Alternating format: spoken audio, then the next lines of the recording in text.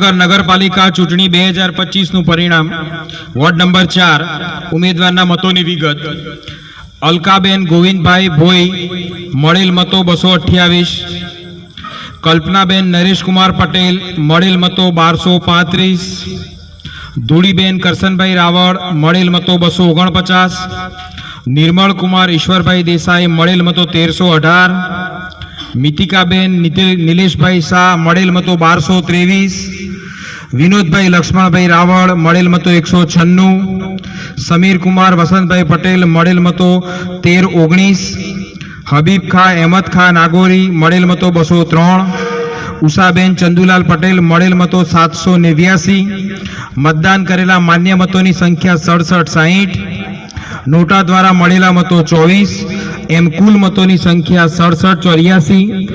Ward number 4 માટે પ્રથમ બેઠક સામાન્ય સ્ત્રી અનામત છે, જે વિગતે શ્રીમતી કલ્પનાબેન નરેશકુમાર પટેલને સ્ત્રી સામાન્ય વર્ગ અનામત બેઠક પર ચૂંટાયેલા જાહેર કરવામાં આવે છે. વોર્ડ નંબર 4ની દ્વિતીય બેઠક સામાન્ય સ્ત્રી અનામત છે, જેમાં શ્રીમતી મિતિકાબેન નિલેશભાઈ શાહને સ્ત્રી સામાન્ય બેઠક માટે અનામત બેઠક પર ચૂંટાયેલા જાહેર કરવામાં આવે છે.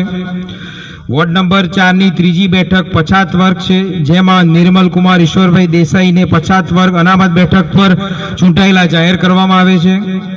વોર્ડ નંબર 4ની ચતુર્થ બેઠક બિન અનામત છે, જેમાં સમીર કુમાર વસંતભાઈ પટેલને સામાન્ય વર્ગ બિન અનામત બેઠક ઉપર વિજેતા જાહેર કરવામાં આવે છે. આમ વોર્ડ નંબર 4નું પરિણામ ઘોષિત કરવામાં આવે છે.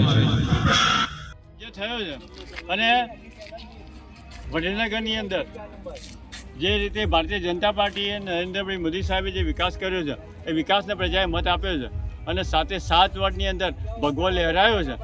અને અમે જે રીતે સૌ સંયુક્તપણે ભારતીય જનતા પાર્ટીએ ચૂંટણી મેદાનમાં ઉતર્યા, એ રીતે ભારતીય જનતા પાર્ટીએ ભવ્ય વિજય લહેરાયો છે અને મોદી સાહેબના માદરે વતનની અંદર મોદી સાહેબની જીત થઈ.